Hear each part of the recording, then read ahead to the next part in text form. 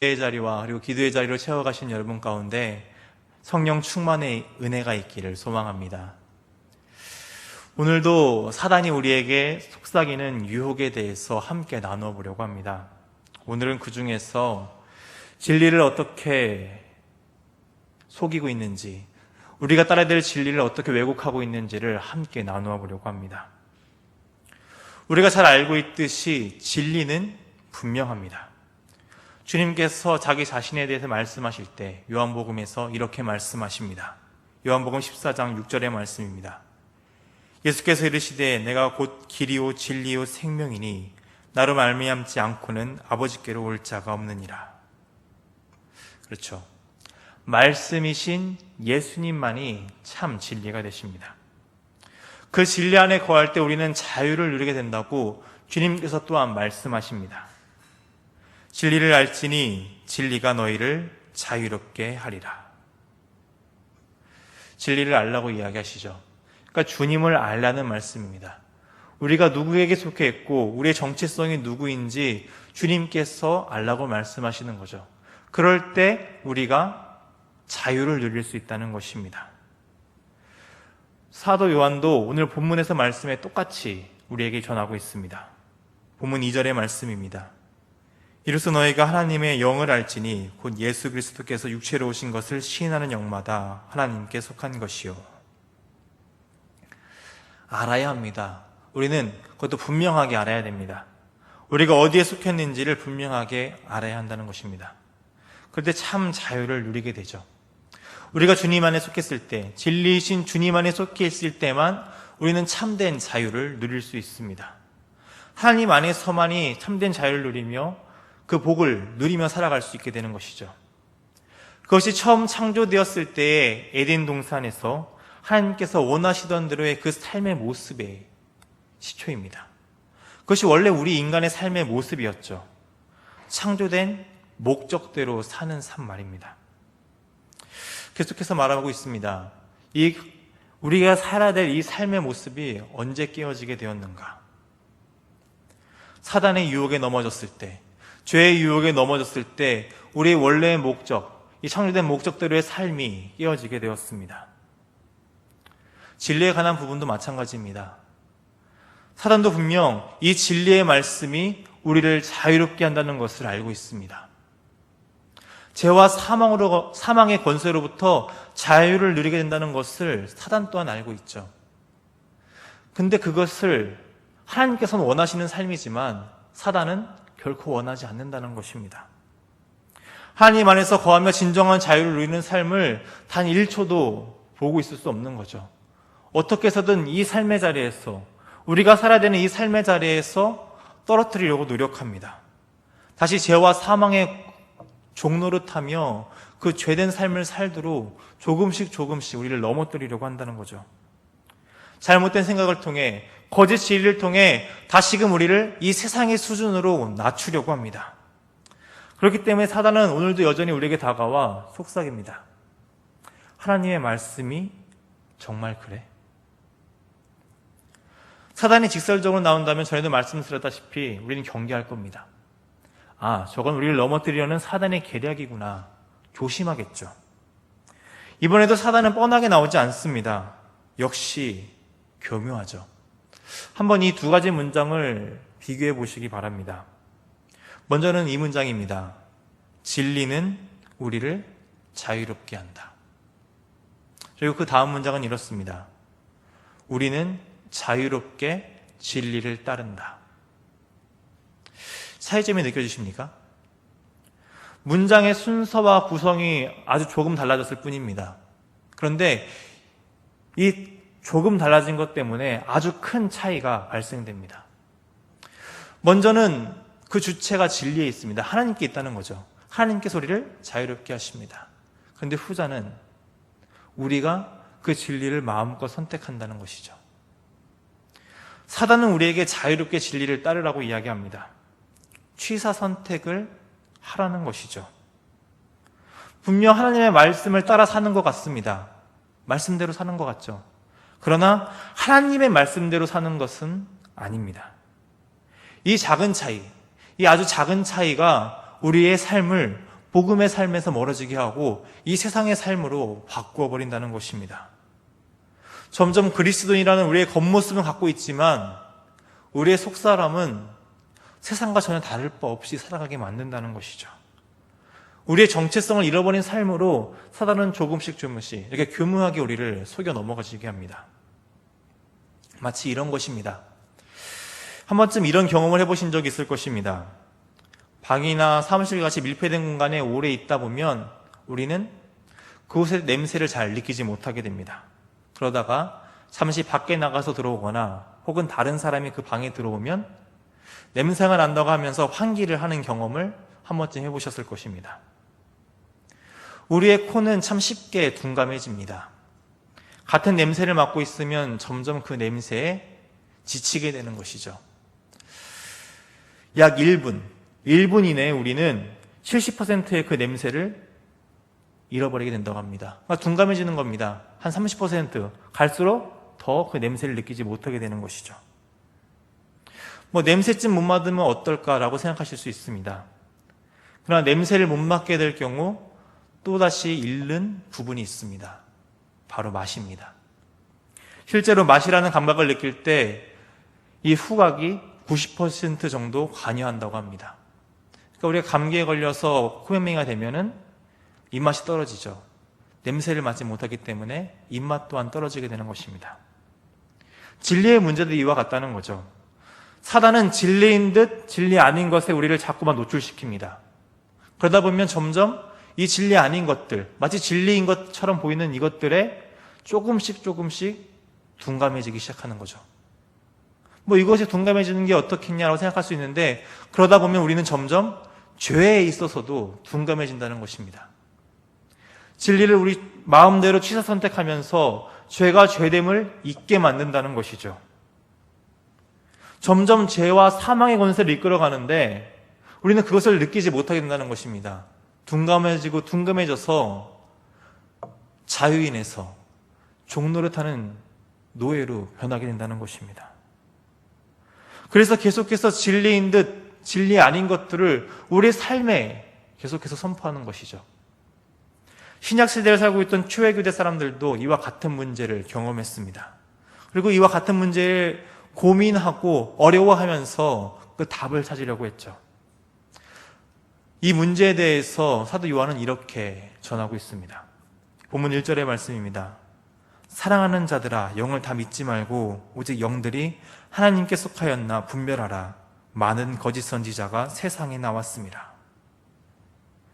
너무나 많은 것들이 참 그럴듯하다는 것입니다. 마치 진리인 듯 우리에게 다가온다는 것이죠. 많은 거짓들이 나는 거짓이 아닌 것 마냥 이것은 팩트이다 라고 속이며 우리에게 다가온다는 것입니다. 자신은 진리라고 이야기하죠.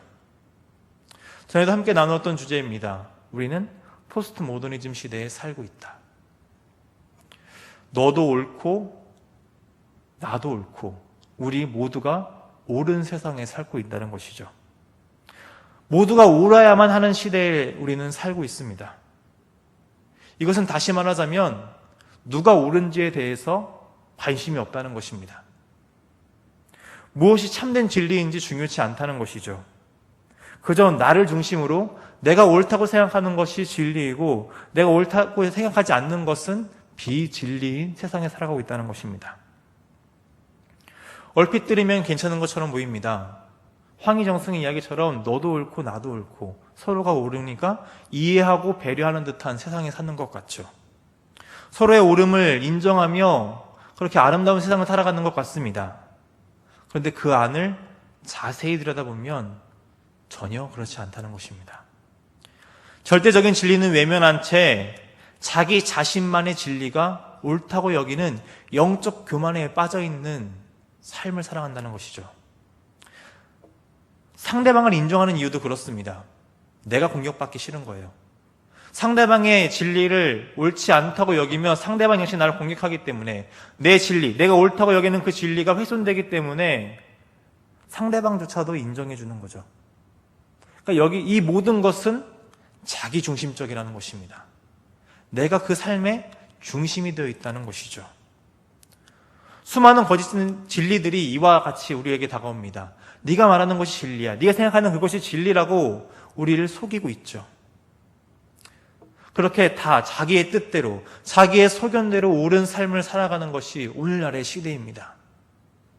근데 이 시대, 우리에게 너무나 익숙한 시대 아닙니까? 사사기의 결론이 이렇습니다. 사사기 21장 25절의 말씀입니다. 그때 이스라엘에 왕이 없으므로 사람이 각기 자기 소견에 옳은 대로 행하였더라. 해 아래 새 것이 없다고 그러죠.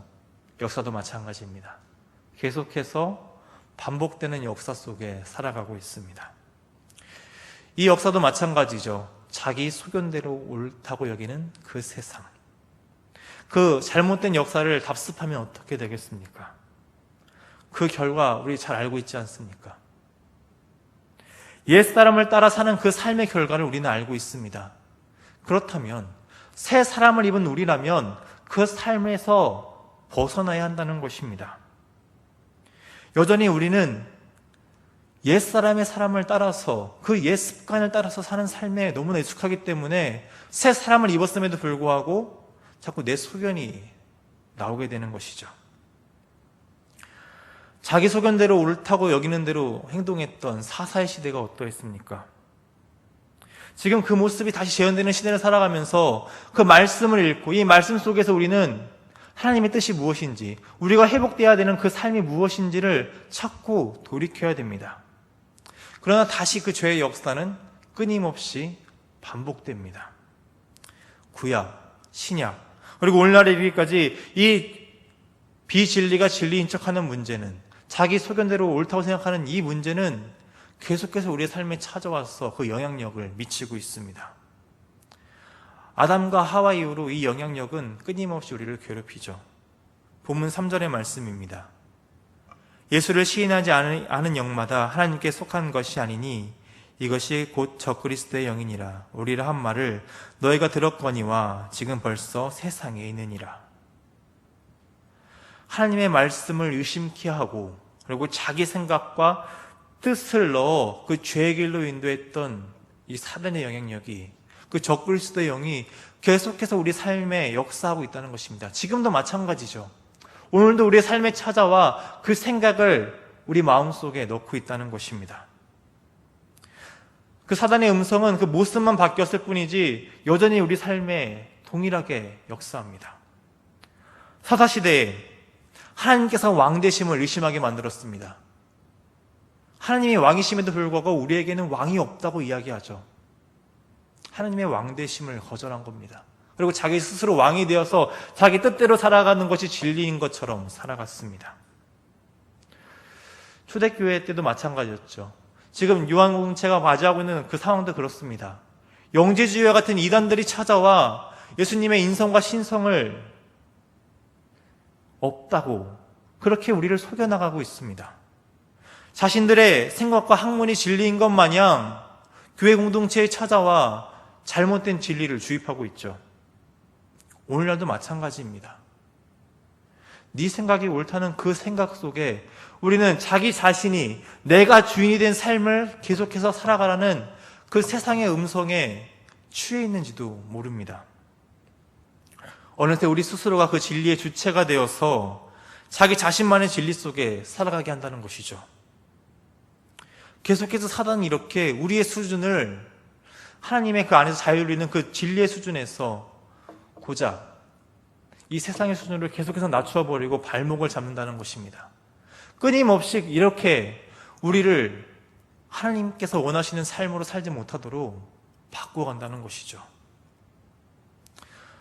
사도 요한은 예수님께서 진리에 대해서 말씀하시던 그때에 분명하게 하나님께 속한 자들이 어떤 사람들인지를 이 성경에 기록했습니다. 요한복음 8장 47절의 말씀입니다.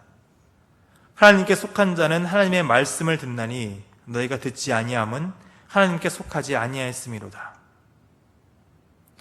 무엇을 듣느냐가 내 정체성을 나타낸다는 것이죠. 우리가 더 관심을 갖고 더 귀를 기울이는 그곳에 우리의 소속이 달려있다는 것입니다. 하나님께 속한 자들은 하나님의 음성을 듣습니다. 하나님만이 참 진리이심을 깨닫고 살아가죠. 그러나 세상에 속한 자들은 하나님의 음성을 듣지 않습니다. 그들 스스로의 소리를 듣고 세상의 음성을 듣는 것이죠. 그렇다는 것, 우리가 들어야 될 것은 정확하다는 것입니다. 분명하다는 것입니다. 그리스도인, 하나님께 속한 자들이라면 하나님의 음성에 집중하고 귀를 기울여야 되며, 세상과 그리고 또 내 안에 옛 자아가 말하는 그 음성에는 현혹되어서는 안 된다는 것입니다. 그것을 듣고 따르는 것, 세상의 음성과 그 사단의 유혹에 넘어져서 내가 진리인 것처럼 살아가는 그 사람들은 세상에 속한 사람이라고 분명하게 말씀은 이야기합니다. 오늘 본문의 말씀에서도 똑같이 이야기하죠. 본문 5절의 말씀입니다. 그들은 세상에 속한 고로 세상에 속한 말을 하매 세상이 그들의 말을 듣느니라. 계속해서 말씀드립니다. 죄의 시작은 하나님의 말씀 대신 다른 것을 들었을 때입니다. 사단의 음성에 귀를 기울였을 때 죄가 시작되었습니다. 그리고 자기 자신의 마음의 소리를 들었을 때 죄가 시작되었습니다. 그 결과 진리가 왜곡되기 시작하죠. 하와가 그렇게 사단의 음성에 귀를 기울였고 또 자기 자신의 속에 나왔던 그 음성에 귀를 기울였습니다. 그리고 하나님께서 금하신 그 선악과를 따먹게 되죠. 하나님의 말씀에 변형이 가해진 것입니다. 취사 선택을 하게 되는 것이죠. 이것은 하나님께서 나의 주되심을 내려놓고 내가 나의 주가 되어서 말씀을 내 멋대로 선택한다는 것입니다. 이 말씀은 나한테 너무나 은혜로운 말씀이니까 이 말씀대로는 살아갑니다. 하지만 어떤 말씀은 너무나 아프죠. 찔립니다.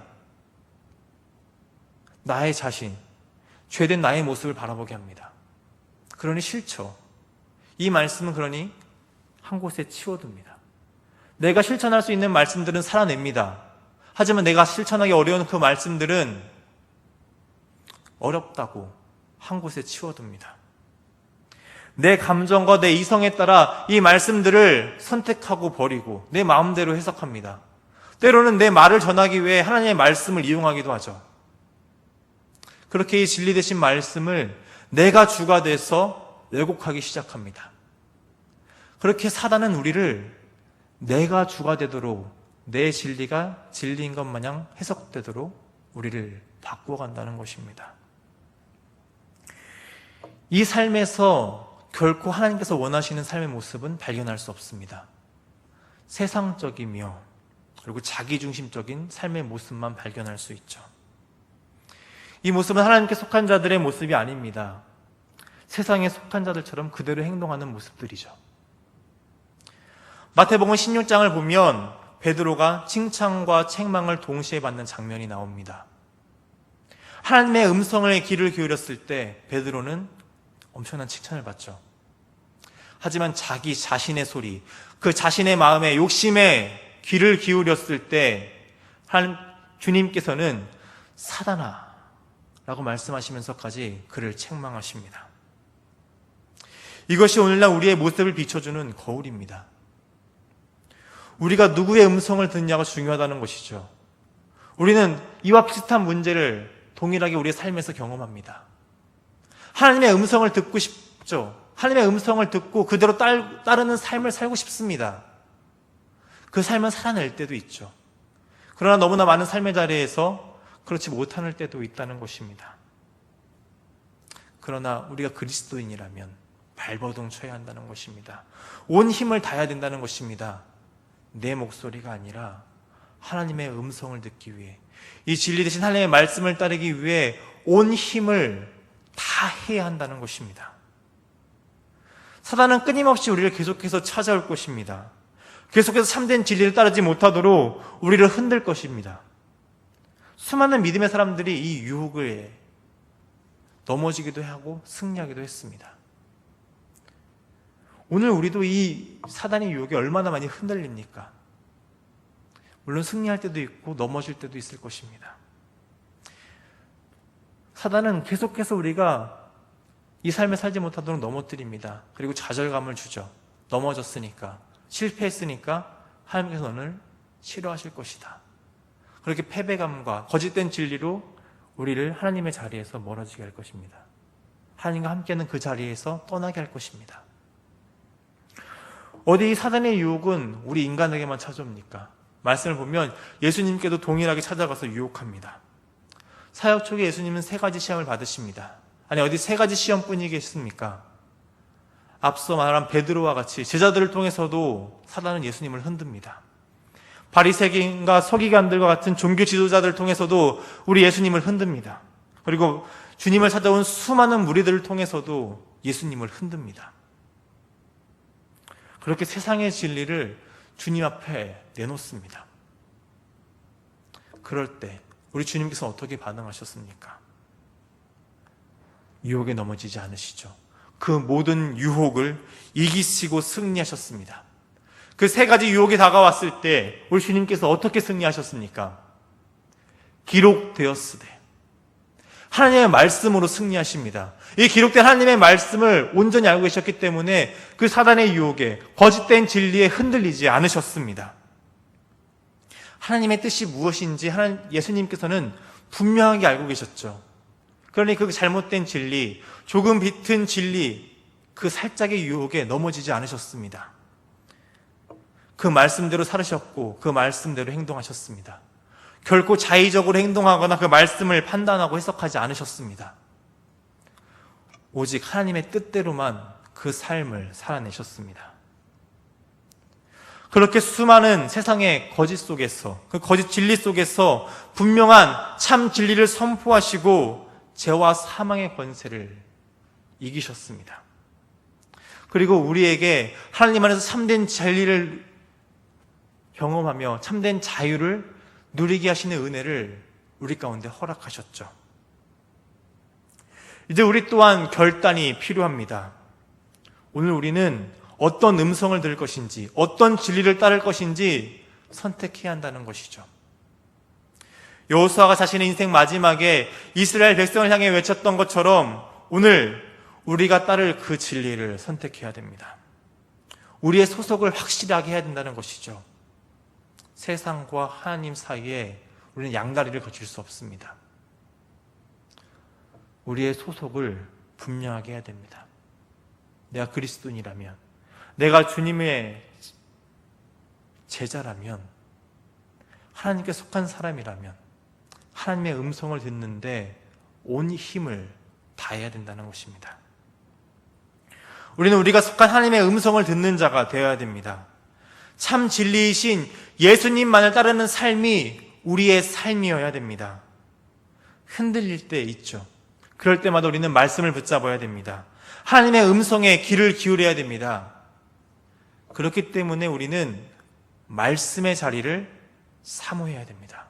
그리고 기도의 자리를 사모해야 됩니다. 열심을 다해야 됩니다. 말씀의 자리에 온 힘을 다해서 나와야 됩니다. 어떤 것도 핑계가 될 수 없습니다. 기도의 자리에, 우리 하나님과 친밀하게 교제하는 그 자리에 온 힘을 다하고 우리의 생명을 다해서 나아가야 됩니다. 그 자리가 깨어졌을 때 우리는 죽음을 향해 달려가는 것입니다. 말씀과 기도로 주님과 동행할 때 우리의 삶이 살아납니다. 하나님께서 원하시는 대로의 삶을 살아갈 수 있습니다. 그렇기 때문에 우리는 온 힘을, 그 말씀과 기도의 자리에 온 힘을 다해야 된다는 것입니다. 그럴 때 비록 흔들릴지라도 우리 주님께서 내미시는 그 손을 바로 보고 붙잡을 수 있습니다. 다시 반석 위에 세우시고 굳건하게 하시는 그 하나님의 은혜를 누릴 수 있게 됩니다. 오늘 우리가 진리이신 예수님만을 바라보는 믿음의 사람들이 되기를 소망합니다. 우리의 정체성을 회복하고 참 진리를 쫓는 믿음의 사람들이 되어야 합니다. 그 부르심에 하나님의 음성에 응답하여 참 진리이신 하나님만을 따르는 오늘 우리가 되기를 소망합니다. 기도하겠습니다. 진리와 생명이신 주님, 죄와 사망의 권세 아래서 종노릇하던 우리를 구원하여 주시고 참된 자유를 허락하여 주시니 감사드립니다. 오늘 우리가 참 진리이신 주님의 말씀에 귀를 기울이기 원합니다. 우리의 생각과 마음이 온전히 주님의 말씀에 순종하기를 원합니다. 그러나 자꾸 세상의 음성이 우리를 흔들고는 합니다. 우리의 생각과 뜻으로 하나님의 말씀을 재해석하거나 이용할 때도 있음을 고백합니다. 이렇게 제자리로 나아가는 우리의 모습을 긍휼히 여기사 돌이키는 은혜를 허락하여 주옵소서. 이제 다시 우리를 부르신 하나님의 음성에 순종하며 참 진리이신 주님만을 따르기를 소망합니다. 하나님께 속한 자답게 하나님의 음성에만 귀를 기울이며 진리이신 하나님의 말씀으로 충만한 삶을 살게 하여 주옵소서. 거짓이 만연한 세상 속에서 흔들리지 않는 믿음을 주시는 주님만을 의지하는 은혜를 힘입어 살게 하옵소서. 사랑이 많으신 우리 주님 예수님의 이름으로 기도드립니다. 아멘.